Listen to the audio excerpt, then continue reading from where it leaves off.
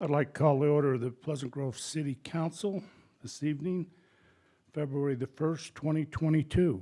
And welcome, we have all the council members present and a lot of our staff. We excuse our Parks Director, Deon Giles, this evening, and also our City Administrator, who is home quarantined, and it is not COVID related. And he's listening in tonight, so he got that. So anyway, we'll go there. We will start out with a Pledge of Allegiance by Tyler Wilkins, our director, and after which Kyler, our assistant city manager, will give us the opening remarks. Kyler.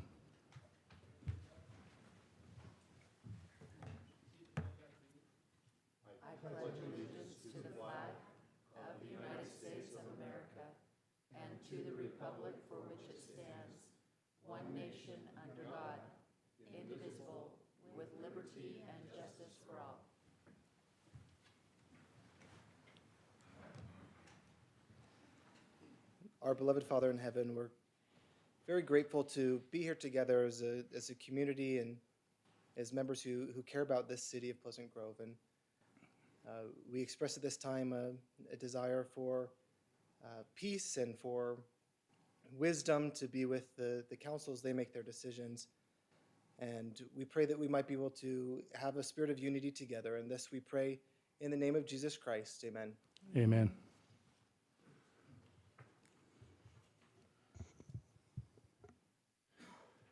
Ask for a motion, well, not for a motion yet. Is there anything we need to change on the? No, Mayor, it's the same. Okay, we have no changes to our agenda this evening, so ask for a motion to approve our meeting agenda this evening. Mayor, I make a motion to approve tonight's agenda. We have a motion. Do I have a second? Second. Second. All in favor, say aye. Aye. Any opposed? Motion carries. Okay, we'll now move on to item number 5, our open session, and invite anybody who would like to come forward and address the council to do so at this time.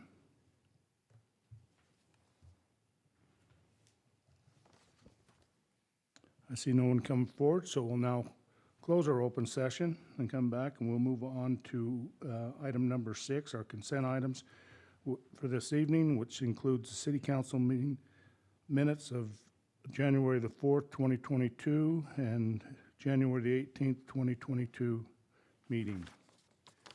And also B, to consider approval pay request number 2 for Skyline Electric Company for the 1800 North 100 East Traffic Signal Project, and C, to consider for approval a payment approval reports for January the 13th and 27th, 2022. No other discussion on this. I ask for a motion. I'll make a motion that we approve the consent items as previously read. We have a motion by Councilmember Bulk. Do I have a second? Second. Second by Councilmember Anderson. All in favor, say aye. Aye. Any opposed? Motion carries. Thank you. We do not have any board, commission, or committee appointments this evening, but we do have on presentations, I have, and it's probably not a presentation, but it's an acknowledgement. I want everybody, if you don't know about it. Apparently, on our council, we have some pickleball players, and we have one that's really good pickleball player down here on this, Sid. Me. But Not me. no, it's Sid. But I found out Sid does something better than pickleball. So I just want to acknowledge that Sid was awarded Rookie of the Year by Keller Williams for not only the county offices, but also for the entire state, 2 awards. Is that correct? Yeah, that's correct. Thank you. And that's a very big thing, and we want to applaud you there. Well, thank you. I appreciate you recognizing that. Thank you very much. That means a lot. Well, we look forward to you when you make the, what is it, the President's Club, or what's? I'm probably, some President Realtors Association Club or something, Or the yeah, Realtor of governor's, yeah. Realtor of the Year. $1 Million Club, yeah. Yeah, well, the $1 million, Someday.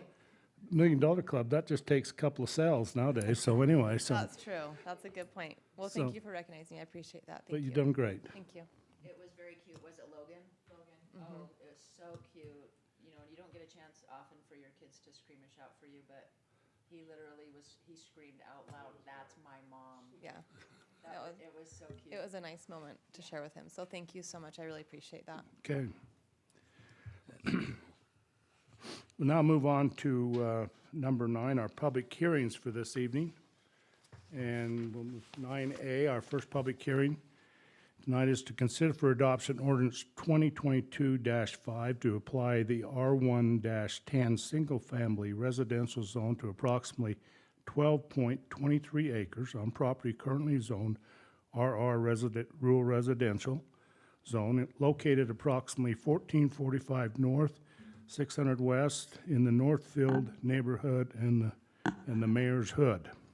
But anyway, and it's done by, and it's, the applicant is Artisan Construction LLC. Director, Mayor, do you say in the mayor's hood? Mayor's Hood. Okay. Is that Monkey Town? No, wait. No, that's not, that's Northfield. Oh, Northfield. You're right. From now on, I call it the Mayorsville. So, Here we go.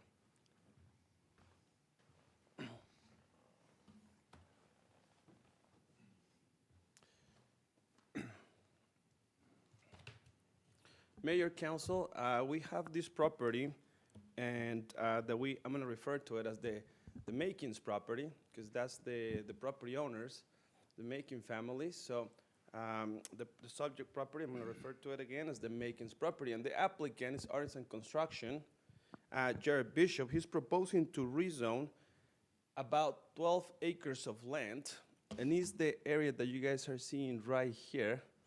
Now that I have my mouse, it's easier to draw. So the area that the applicant is proposing to rezone is as follows. Like I say, it's a little shorter than 12 acres and approximately runs around this area right here. Dan, can we wait? Is that TV on back there so we can see, or? I will make sure Okay. it is on. It's on. Can you guys see it from there? Yes? Okay. Perfect. Okay, so that's the portion of the land that the applicant is proposing. Of course, this drawing that I did is not perfect, but it's about closer to 12 acres.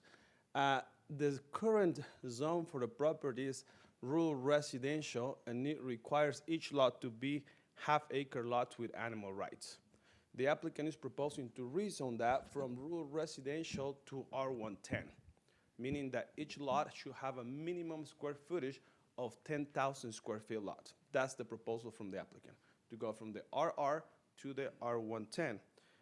This item went to the Planning Commission in March 11. In March 11, and we may ask why it took so long to come to the City Council. Well, it was under the applicant's prerogative that he decided to start working with the actual subdivision, and that's an item that'll come back later, but he wanted to show that he could, in the design of the subdivision, since this, as you guys can take a look at this property, neighbors R115 to the north and R112 a little bit right here, also in neighbors R18 around here, he wanted to show in his design, and maybe that's something the applicant can explain better when it's his turn, but in his design, he wanted to show that he could come out with bigger sized lots, which was one of the concerns of the neighbors around in March when we had the public hearing for the subdivision. Now, I'm gonna show you guys a map, and this map is not we're not gonna talk about the subdivision at this point because the item is the rezone, but what I did in this, I kind of colored the map a little bit, and we can see the areas with this portion of land, neighbors, different zones, and how the applicant tried to increase the size of the lots around that. So maybe the image will speak better. Now, Tina, if I go too much into the subdivision, please stop me.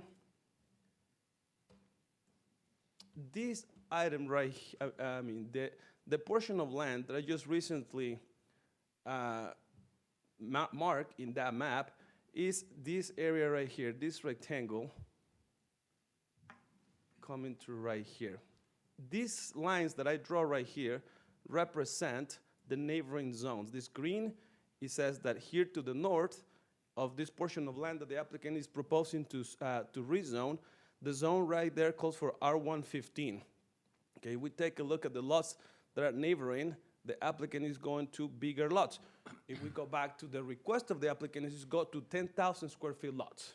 But he's, and that's why he took some time to go and work on his subdivision to show that in some cases he can come up really close to match the neighboring property. This lot, of course, is a large lot. It goes way beyond, but the rest of the lots are hitting 14,000. This is close to 14,000, 13,000, 14,000 right here. This property, again, that the applicant is proposing to rezone, right here, there's a church, so there's no residential. And then it goes back right here on this little portion to neighbors, another R115. As we can see, the green color right here, which represents my R115 zone. Right here, the applicant is also proposing a couple bigger lots. The zone also, in this corner, in the southwest corner, it neighbors R112. Therefore, the applicant is proposing some bigger lots than the 10,000 square feet lots. Now, this property is surrounded on the south and on the east side by R18, okay? The property, so that's why I'm showing you this map at this point. Now, I'm gonna go back to our area right here, and I have a map that I drew from, that is in the staff report. I'm gonna bring my staff report right here. Recently, we just changed the vicinity plan, and it was adopted, and this is just without looking into the lots. This is the new location of the roads. The roads, these black lanes show the already adopted roads. But the map that I have right here, there we go, shows again the portion of the land that is being proposed to be rezoned, okay? That's when we see it without the different zones. This lot will stay rural residential, and per the request of the applicant,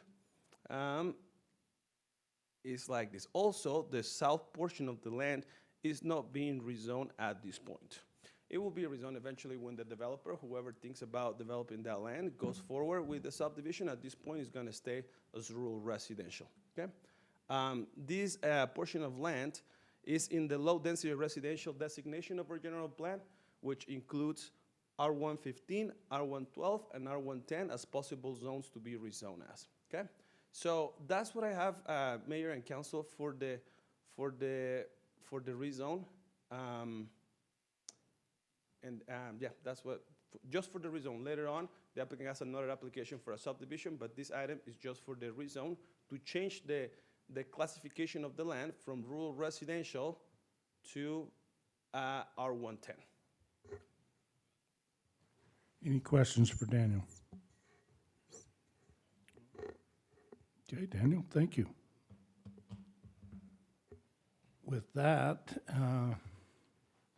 in fact, I'll give if the developer, well, we'll wait for the next one on this one here. Okay, we won't need to hear that. So with that, I'll now open our public hearing for anyone to come forward and address the council about this rezoning. Welcome to come forward now.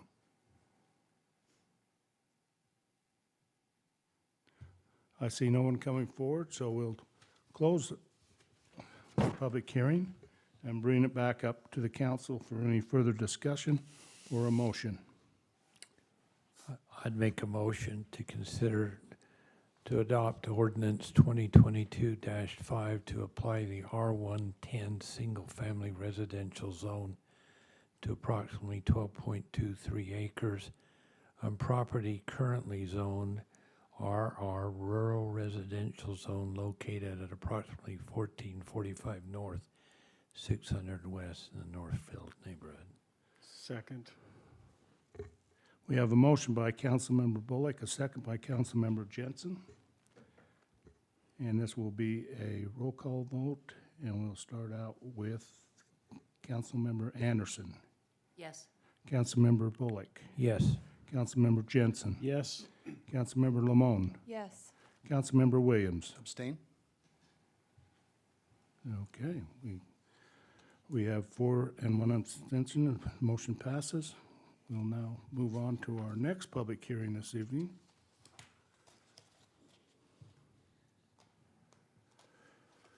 Which is 9B, public hearing to consider for ordinance 2022-6, amendment to the Pleasant Grove City Municipal Code, section 10-12A-4, lot area, yard coverage, and height requirements by proposing a change on the required setbacks for the front yard on properties located within the BMP Business and Manufacturing Park Zone citywide, and Galloway and Company are the applicants for this. Director. Thank you, Mayor. Let's travel a little bit to where the doTERRA campus is.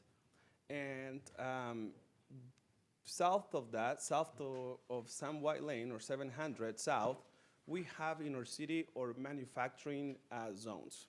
We have 2 different type of manufacturing zones. We have the MD, the manufacturing distribution, where the most intense uses are. I mean, the image speaks by itself, right? We can take a look at this and we see the type of buildings that we have in there.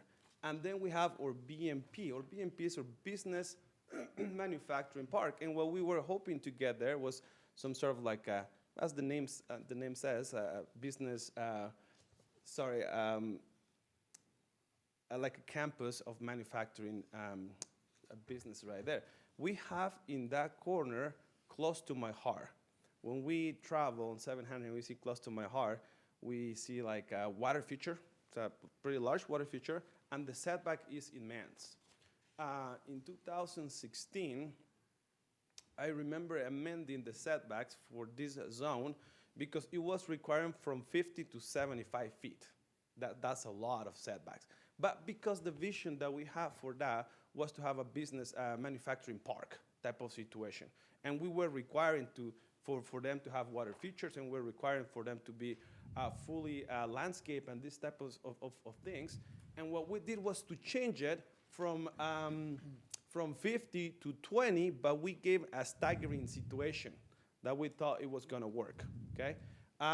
What happened is that a developer right now and the applicant, Galloway, owns this piece of land right here. This one and this one. It's important to mention that the rest of the land is already being developed or approved for a development. So this is the 2 portions of land that are left out. When the applicant was proposing a building for it, and I'm gonna show, again, this item is for the code amendment, not for the site plan, but I wanna show you guys a building to give us an idea of what the applicant was facing. And the problem that he was facing. When he wanted to develop this, my city planner staff look at this and say, hey, the height of the building is gonna measure all the way to right here. Therefore, our setbacks, since it is staggering as how it is written right now, the building needs to be pushed back a lot more, okay? So it was kind of difficult for the applicant to meet that requirement. So the applicant first proposal or first application was to rezone, to change it, because the setback in this manufacturing distribution zone is smaller. It's 25 feet set, 25 feet set. So the applicant is, I want to do the same development. I want to keep the same building, but 25 foot is foot or feet? I was wondering, feet. 25 feet setback. We consider that is appropriate. And most of the buildings along 700, that's the setback that they have, 25 feet. So the applicant proposed to rezone it from the BMP to the MD.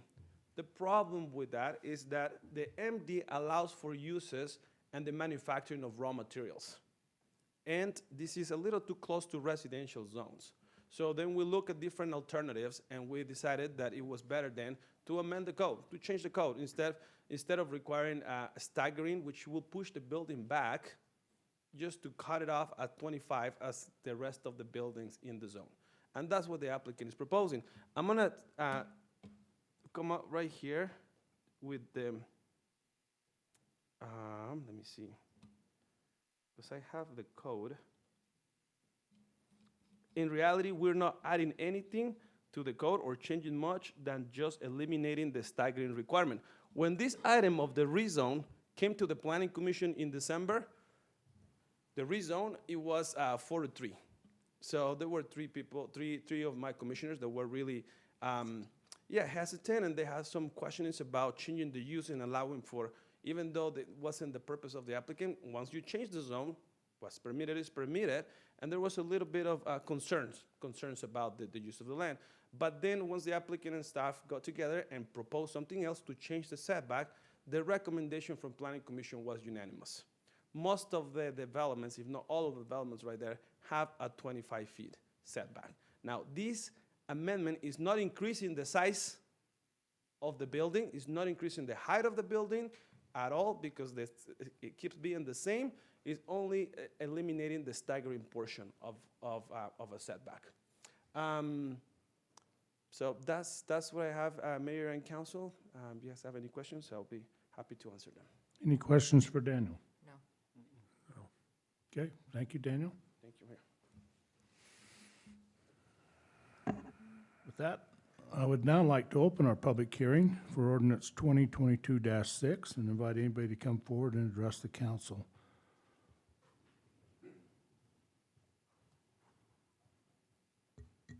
I see no one coming forward, so we'll now close our public hearing, bring it back up here for any further discussion by the council or a motion. I'd make a motion to approve ordinance 2022-6, amendment to the Pleasant Grove City Municipal Code, section 10-12A-4, lot area, yard coverage, and height requirements by proposing a change on the required setbacks for the front yard on properties located between the BMP Business and Manufacturing Park Zone citywide. We have a motion by Councilmember Bullock. Do we have a second? Second. Second by Councilmember Lamone. And we will start out with Councilmember Anderson, Yes. Councilmember Bullock, Yes. Councilmember Jensen, Yes. Councilmember Lamone, Yes. Councilmember Williams. Yes.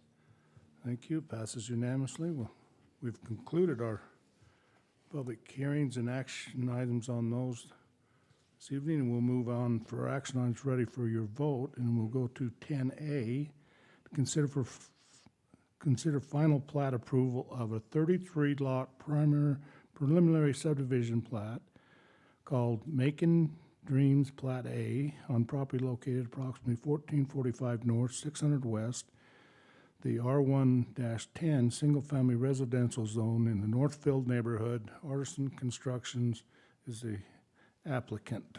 Director.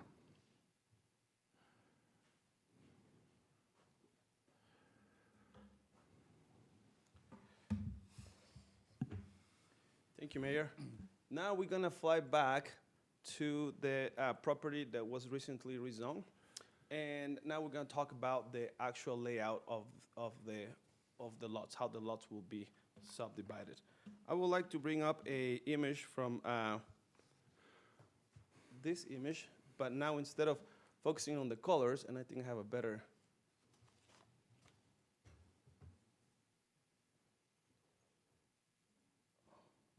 Sorry. There you go. Well, no, that's the same one. There, that's a clean one. So this is the subdivision that the applicant is proposing. The applicant is proposing the creation of 33 new residential single-family lots. And the subdivision includes this lot right here that's gonna stay the same. There's a home right there that probably will stay for quite some time. But, so it's, in reality, it's 32 new lots, but that lot is included as part of it. So as we can take a look at this, the zone requires for R110, and most of the lots in the zone, they all meet the requirement. They're bigger than the 10,000 square feet that the applicant is proposing. Now, the applicant needs the R110 because not all the lots are large. We have a couple lots that actually are in the 10,000 realm of square footage. We have one right here, another one right here, and the applicant play along with this subdivision. And when I say play along, I mean like it show a different design, a different concept of lot sizes and lot shapes. We have completely rectangular lots, and there's some other ones that have different shapes. Now, when we take a look at a lot like this, and we see this area that is hatched, that's the building envelope. That's the area that the applicant that the owner can design and build a home with that there. So this area represents and shows the current setbacks that will be required for that lot. This subdivision meets all the requirements and surpasses the requirements in regards of frontage and square footage at this point. The location of the roads, because now in a subdivision, the roads are really important. This is an item that was discussed last city council meeting, and the change on the vicinity plan, or the change on the adopted roads that we have for the area, is that this road right here that I'm showing in the map is not going through, but we still have connection east to west by completing this road, 1500 north, and we still have connection going north to south. It's gonna match up this road that we have right here, 750, which is an existing street, and it's just being capped, so now it's gonna be continue going south. And at the time of when the applicant or the owner of this property decides to develop, there's gonna be a continuation of this road going south. It's something that we discussed last meeting, where there's opportunities for the developer to come up with the with like 4 lots or 4 lots. That's what we discussed last meeting. So this is the layout of the subdivision. Again, in a subdivision, when we look at it, what we review as a staff is size of the lots, making sure that a home is viable being built in there, that the building envelope it's enough to build a proper size home. Okay, we have requirements in our requirements and regulations in our code for the size of minimum size of homes for zone, and it looks like the subdivision meets all the requirements of the zone. This item, I have the date exactly right here. I'm gonna, if you guys allow me, I'm gonna go really quick. And this item was presented as a public hearing to the, give me 1 second, really fast.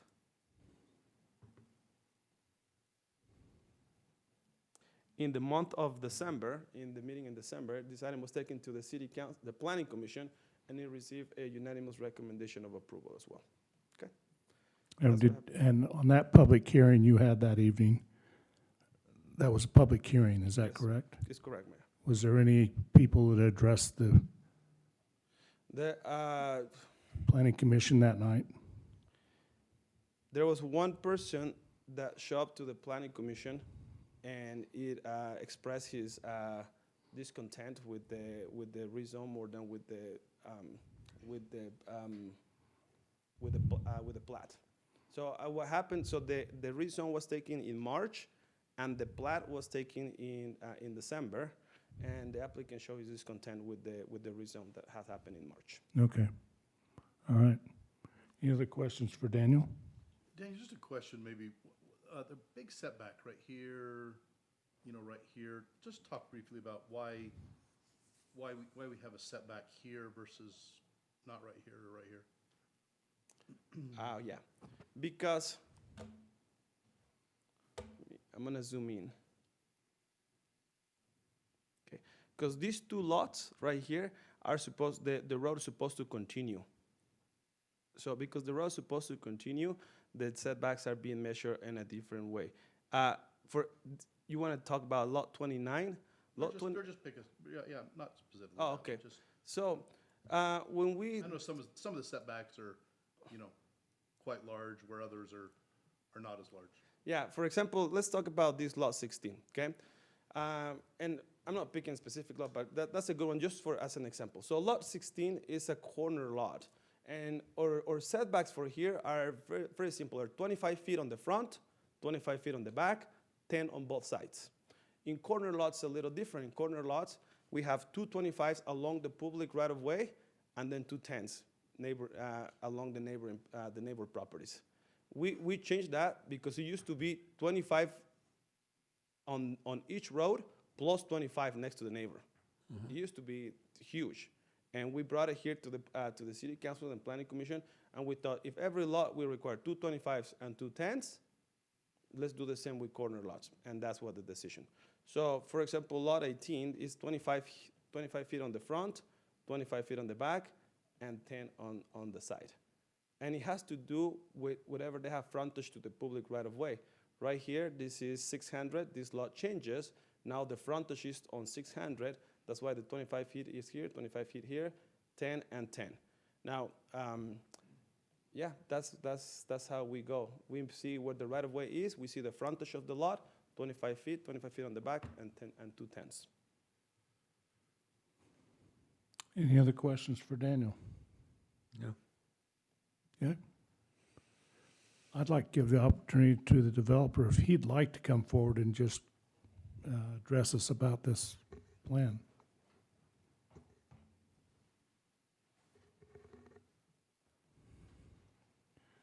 You guys, and thanks for your time.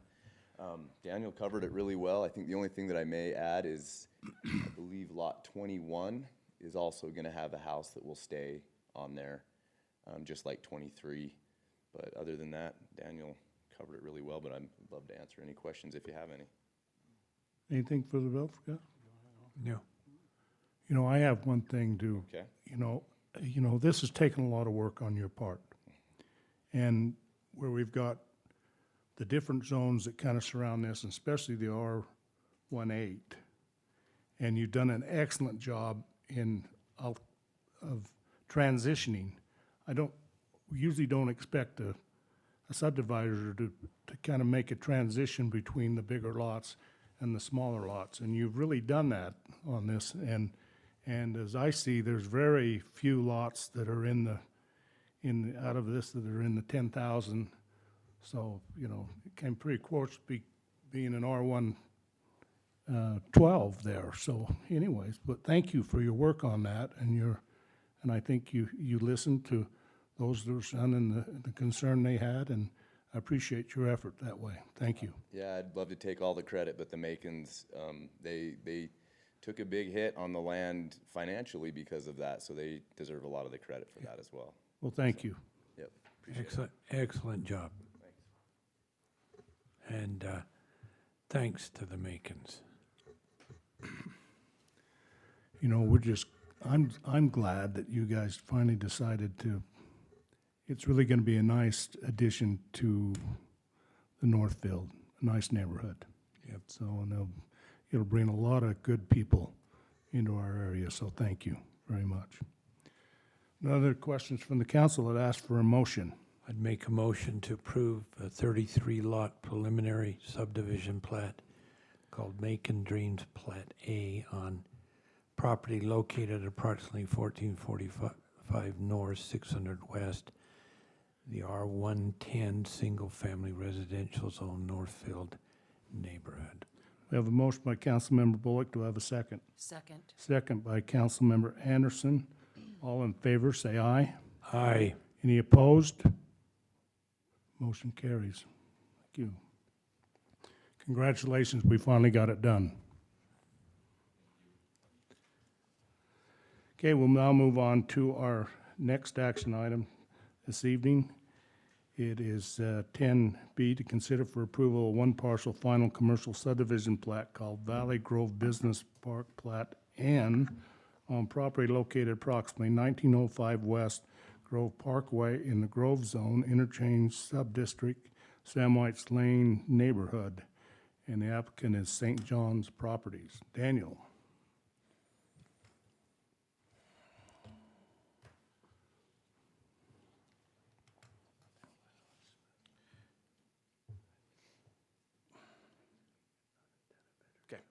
Mayor, as you mentioned, we have this property right on the corner of North County Boulevard. See, there you go, and the Grove Parkway. And that's not what I tried to do. There we go. And actually, let's take a look at the aerial view first, so we can locate ourselves. Is this corner right here, enclosed in this green line? So this is North County Boulevard, going toward north right there, and this is the Grove Parkway. So we're talking about this corner, which is the farthest corner that we have for the interchange sub-district, okay? That one still is part of the 50/50 rule that we have for sales tax uses and office uses. And all the same rules that we have applied in the businesses right here apply to that corner. So that's the aerial view. And this is gonna help us just to locate ourselves a little bit better, okay? Now that we know where we are, I would like to show you what's existing at this point. Right now, we have a current approved plat, that is the Valley Grove Business Park Plat A, that includes these lots along North County Boulevard. What the applicant is proposing is simple, is to consolidate those lots, so eliminate these property lines and create one single lot. The reason why is because he would like to, and that's the next item. Can I talk about the next item? So the next item is a site plan. Now it's the building that is gonna be located on that newly created lot. When you have these property lines, buildings cannot cross property lines like that unless it's condominiumized. Not the case right here. So that's why the applicant is condensing, consolidating those lots to create one big lot where he can put a building, a retail building. And that's the next item. Now, I know there's gonna be a restaurant right there because there's a drive-through. So there's a drive-through for a restaurant, and the applicant in the past, he usually gets a business and then he comes and applies for a TI, for a tenant improvement. So depending on who he can bring to those buildings is how many units he actually is gonna have in there. Right now it's for the big shell. The big shell of the building, that's what I meant. We have enough parking for it. We have plenty of landscape, especially if this helps a lot when you do a drive-through and then you end up with something in the middle, because it gives you area that needs to be landscape and helps you meet your requirements. The building that is being proposed right there, this is my landscape, and as you guys can see, we have some, meets the requirement. It helps a lot to meet the requirements. We have a green area like that. The building is pretty similar to the buildings that we have in the premises. So they're a one-story building, but we have a big use of glass and high standard materials for what we have seen in the area. So it's gonna be a building similar to what we have right there that will help us to know the colors and the materials that are gonna be proposed right there. So Mayor, this is the presentation, not just for the plat, because the plat again is the elimination of the property lines that used to run right here, consolidated into one, and once it's consolidated, boom, there's the building. So that's what I have, Mayor. So those are the two items. These items, both of them went through the Planning Commission. Both of them received a unanimous recommendation of approval. As we can see, I'm gonna show you something really fast that if we are familiar with the zone, this is where we have the bank right here, and then we have one of my favorite restaurants right there. Walk the line. That one. I'm glad that the city attorney said, no me, because then they say I'm doing commercial. Walk the line is right there. But have you guys seen how all the parking interconnects? So even the property lines go there. Each lot by itself meets the requirement of the parking, but they still interconnect. So it's something similar that is gonna happen right here. We take a look at the site plan. The property line goes right here, but this is planned for future parking, and there's gonna be the access to right here through those lots, okay? That's what I have, Mayor and Council. Because you have Okay. any questions, I don't know if the applicant is, nope, Not here tonight. not here. So, council, is there any more questions you have for Daniel? Nope. Not, thank you, Daniel. With that, I'll ask for a motion then. Mayor, I make a motion that we approve a one-parcel final commercial subdivision plat called the Valley Grove Business Park Plat N on property located approximately 1905 West Grove Parkway in the Grove Zone interchange. Second. We have a motion by Councilmember Anderson, a second by Councilmember Jensen. All in favor, say aye. Aye. Any opposed? The Danes have it. Motion carries. Thank you. We'll now move on to 10C, to consider for approval site plan for a single-story, multi-tenant retail building with a drive-through on property located approximately 1905 West Grove Parkway in the Grove Zone, interchange subdistrict, Sam White Lane, neighborhood, St. John's Properties. The applicant, and any more to fill us in on this one, Director? No, Mayor, it's the same what I just presented. Any other questions on this, council? Nope, then I'll make a motion that we approve a site plan for a single-story, multi-tenant retail building with a drive-through on property, as mentioned previously. We have a motion by Councilmember Anderson. Do I have a second? Second. Second by Councilmember Lamone. All in favor, say aye. Aye. Any opposed? Motion passes. Good, thank you. We'll now move to 10D. Consider for adoption an ordinance 2022-7, amending Title 5, Chapter 1, adopting Section 5-J1, beekeeping in residential zone, establishing regulations for beekeeping in residential zones within the city, providing for an effective date. Director. Thank you, Mayor, Council. I have a map right here of our city. It's a large area, and we can take a look how our city is zoned. Pretty much everything north of State Street without our commercial downtown. All of this area is single-family residential. The smallest type of lot that we have on those single-family is 7,000 square feet lots. We have zones that have 7,000 square feet lots. So this ordinance is to allow for an apiary or a place where the bees live to be located everywhere in that residential single-family zones of our city, okay?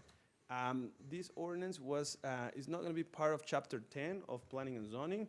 It's gonna be on Chapter 5, which is the Animal Control Ordinance. So it'll be similar to what we have with some cows and dogs and stuff like that. The ordinance allows for every 5,000 square feet of land to allow for 2 colonies of bees, okay? So, and meaning that if you have a lot that is 10,000 square feet, then you can have up to 4 colonies of bees. This ordinance, it is extensive, even to the point that it talks about that you have to provide water for your bees on site, so then the bees won't go and look for water somewhere else, because that helps. The bees always going to be looking for the water, so that helps to create a nuisance, if we can say it like that. Also, we have certain setbacks in regards to schools and in regards to parks, public parks. They're not big setbacks. They're just the normal setbacks that we have for certain animals, and just to avoid any nuisances. The apiary, we have regulations where the apiary or where the box should be located.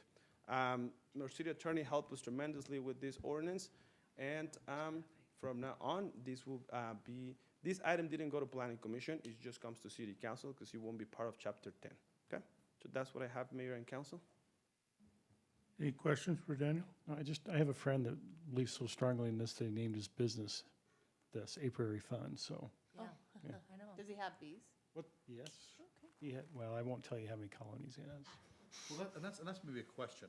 When you say 2 colonies per 5,000? 5,000, someone's got to educate. Is that, tell me what that is. So, Because well, Diane and has bees. a colony grows.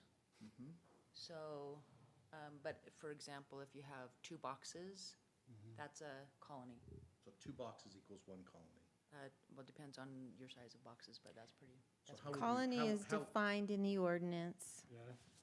and it's defined as, let me scroll up, a single family or society of bees consisting of a queen, workers, and drones. And then a hive is where you keep it, and a nucleus hive is a temporary immature hive consisting of no more than 5 frames used for the purpose of proper management of an apiary, such as preventing swarms, raising new queens, etc. So is this what the Utah County recommended? Yes. Okay. We didn't change anything on the definitions. The definitions are. So no counting of the bees, you don't have to count the You bees? don't have to count the Oh, okay, bees. that's No, good to know. a colony is defined by the queen and how many bees follow the queen. Yeah. So it's a lot. So she's not liked, nobody's gonna follow her. Yeah, okay. I think we send Gail over to Diana's house and make sure that she's okay. So, Well, this, there is a setback requirement, and so the colonies need to be a certain number of feet away from the neighboring property, 15 feet from any adjoining property line. And if it is in a, How far from a park 100 feet, 100 feet from a park or school. or or school. school? Okay. And think the I'm other gonna thing that we put in there that wasn't in there before but was in numerous other city ordinances is if your immediately adjacent neighbor has a known allergy to bee stings, then your beekeeping is per se a nuisance and you can't maintain it on your property. And we actually went around and asked all of our neighbors if they were okay. And we do also have, Annually. we also do have a requirement for what they call flyways. So they're required to provide some sort of a barrier, either a fence or dense shrubbery that prevents the bees from going directly over the property line or like over a fence. They have to fly up a certain distance before they can disperse to avoid creating a nuisance for immediately adjacent neighbors. And their track is straight out and then straight up. That's what they do. Okay. Any other questions, council? Thank you, Tina, for your work on this, and Daniel, bring this to us, so. With that, I'd ask, if there's no other questions from the council, ask for a motion on ordinance number 2022-7. Mayor, I'll make a motion to adopt ordinance 2022-7, amending the Title 5, Chapter 1, adopting Section 5J1, beekeeping in residential zones, establishing regulations for beekeeping in residential zones within the city, and providing for an effective date. We have a motion by Councilmember Williams. Do I have a second? Second. Second by Councilmember Lamone. And we will start out with Councilmember Anderson. Yes. Councilmember Bullock. Yes. Councilmember Jensen. Yes. Councilmember Lamone. Yes. Councilmember Williams. Yes. Okay. Just a question, Mayor. Yes. Have we been in contact with the Beekeepers Association of Utah County at all, or? That's fine. I mean, if not, I can just tell them that this has been approved, but I just didn't know if you had been working with them. Okay. All right, just let them know. Thanks, Daniel. Thanks, Tina. Okay. Okay, we'll move to our final action item this evening, 10E, and to consider awarding the 1100 North and Utility Improvement Project to the Cody Elker Construction with a total base bid and additive alternated 5 for a total of $1,595,785, and authorize the mayor to sign the notice of award, and authorize the mayor to sign a notice to proceed and agreement upon receipt and approval of final contract documents. Director.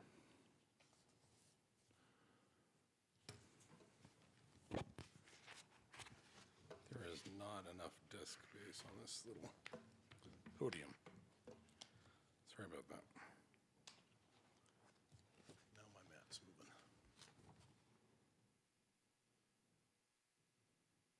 All right, just wanted to bring this item, show you and help you understand the limits of what we bid out and what we're looking at doing. We've talked about this project for a while now. It's been needed for a long time, and we're glad that we're going to be moving forward on this. So we completed the project a couple years ago on 1100 North. It took the project to about 730 East, I think is about where that's at. And this project will take the reconstruction of the road from here all the way up to There's some better pavements up here in this little bit newer subdivision, so it'll stop at that point. Water lines are a little bit newer up there as well. So the water line will be replaced in that road, and then we've got, the road will be reconstructed up to that point. So that's one of, the base bid was that. What we did is we had a couple of other projects. On 800 North, there's a basin that we own that has, is that the basin? Has a basketball court in the bottom of it, and we've had some issues with that, just trying to maintain it. And so we're needing to do some improvements, enhancements to that so that we can get the outlet and the way that the control box closer to the right-of-way so that we can access it and clean it and manage the orifice on that. So that's what this project does. That was additive 5 that we're recommending to be awarded. That one came in slightly under, or just slightly over the engineer's opinion, within a couple percent. Whereas this project came in about 10% over the engineer's opinion of costs. Construction prices right now are really, really crazy. I think we've hit it at the best time that we could. We gave as much flexibility as we could in that bid. To the contractor can't start work here until March 1st due to snow and ice and things of that nature. We don't want to get construction on that steep road, and then he has to be able to be completed by October. So it'll be going probably most of that time. It's a pretty big project. The project that we're not awarding is some modifications to this detention basin here that were planned. That came in about 25% over the engineer's opinion of cost, which is hard to justify the award of that, and we need to go back to the table and figure out what is the right plan for that basin and whether or not what we want to put into that. So tonight we're recommending the award to Cody Ecker Construction for the base bid, the additive alternate, and then we also added in a couple of items that we typically run into when we do these types of projects. Maybe we have a soft spot in the road, we have to over excavate, bring in some fabric, things like that. So we had them give us bid prices for that, and then as the project goes along, if we find an area that we need to fix, then we'll negotiate with them based on the bid prices that they gave in their bid. So that's what's before you tonight, is to award that and those really 2 projects, but within the one scope here. So The infrastructure underneath the pavement, is that going to be replaced? So surprisingly enough, we did a geotechnical study on that, on the entire road. There were quite a few, all the ones that they took had a really good, what's called the California bearing ratio, CBR value, that we evaluated what that pavement section needed to look like. The recommendation was not to go down and reconstruct the whole pavement section, but to mill down the road, reshape everything to get it. We have some grading problems. We've got some reverse sloped roads, and we're going to fix all of that. Okay. But the way we're going to do it is we're going to mill off all the pavement, reshape the roads to the new design, and recompact, make sure everything's good, make sure there's no soft spots, and then we'll repave it with paving at that point. So we feel like we have a really good plan for the road, and that'll hold up for many years to come. So, good. But So it's you not a know full next depth year the reconstruction. residents are going to be here wanting a speed bump.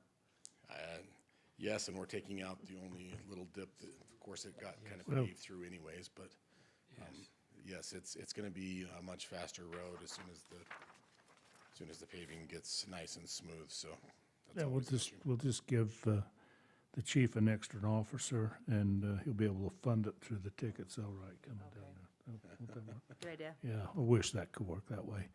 Marty, did they list who they were gonna use as a subcontractor on their asphalt? I did not hear, actually. Okay, I don't know.